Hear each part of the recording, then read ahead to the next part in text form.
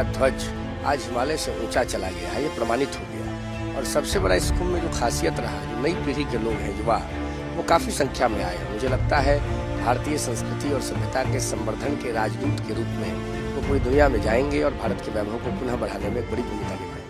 प्रयागराज महाकुंभ 2025 अपने समाप्ति की ओर है और दूसरी तरफ युवा चेतना के शिविर में एक ऐसी तस्वीर देखने को मिली जहां युवा चेतना के राष्ट्रीय संयोजक रोहित सिंह स्वच्छता मित्रों के पैर धोकर एक विदाई समारोह का आपने आयोजन किया। रोहित जी, उनके पैर धोते नजर आए, आप क्या संदेश देना चाहते हैं उससे? देखिए, हम समाज के अंतिम व्यक्ति को मुख्यधारा से जोड़ने हेतु संकल्पित हैं। हमारी प्रतिबद्धता है। कमजोर है, जो वंचित है, जो पिछड़ा है, जो दलित है, जो अति पिछड़ा है, जो महादलित है, जो आर्थिक आधार पर कमजोर किसी भी जाति में है, सब समाज में आगे आए, मुख्यधारा में आए, इस संकल्प को लेकर हम काम कर रहे हैं। और कुंभ मेला क्षेत्र में यहाँ सैकड़ों करोड़ लोग पूरी दुनिया से आए और इस मेला क्षेत्र को साफ जिन लोगों ने रखा, उन सफाई कर्मी भाइयों और बहनों के चरण को धोकर हमने आज उनका सम्मान किया है, कंबल दिया है, उनको भोजन कराया, जूस पिलाया।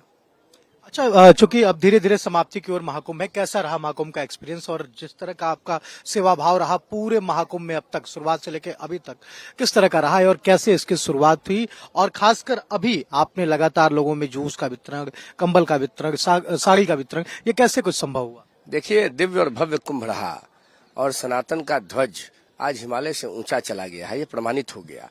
और सबसे बड़ा इस कुंभ में जो खासियत रहा, जो नई पीढ़ी के लोग हैं, युवा, वो काफी संख्या में आए। और मुझे लगता है भारतीय संस्कृति और सभ्यता के संवर्धन के राजदूत के रूप में वो पूरी दुनिया में जाएंगे और भारत के वैभव को पुनः बढ़ाने में एक बड़ी भूमिका निभाएंगे। रोहित जी, एक और चीजें देखी जाती हैं। रोहित सिंह जो रेंज रोवर में चलते हैं, उनके पहनावे एक अलग तरह का लग्जरियस जीवन जीते हैं। और इन 45 दिनों में अगर देखा जाए तो रोहित सिंह एक संत की भूमिका में नजर आए, नंगे पांव चलते नजर आए। तो ये कैसे संभव हो पाता है रोहित जी?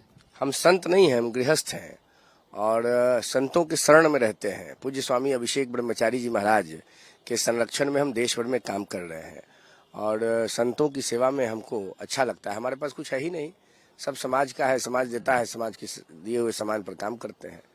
समाज का सम्मान बढ़ाना है, राष्ट्र के निर्माण में अपनी भूमिका का निर्वहन करना है, गरीब, वंचित, पिछड़ा, दलित, वनवासी, आदिवासी को समाज में आगे लाना है और देश को बहुत आगे ले जाना है। एक चीज और देखा गया, जब महाकुंभ की शुरुआत हुई थी तो सीएम योगी ने कहा था कि हम 40 से 45 करोड़ लोगों को स्नान कराएंगे, महाकुंभ में आमंत्रित करेंगे और इतने लोग आएंगे भी।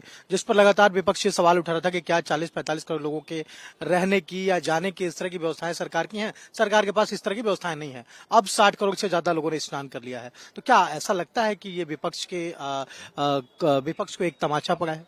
देखिए, विपक्ष मुद्दा विहीन राजनीति कर रहा है, विपक्ष आधार विहीन राजनीति कर रहा है।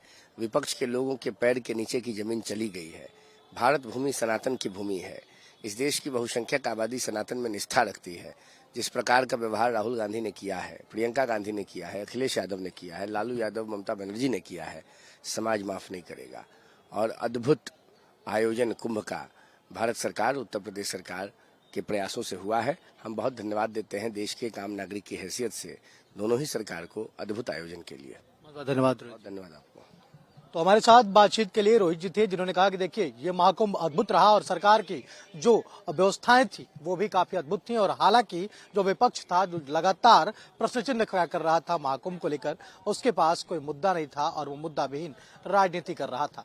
कैमरा पर्सन स्वास्तिक के साथ राहुल पांडे, प्रयागराज महाकुंभ।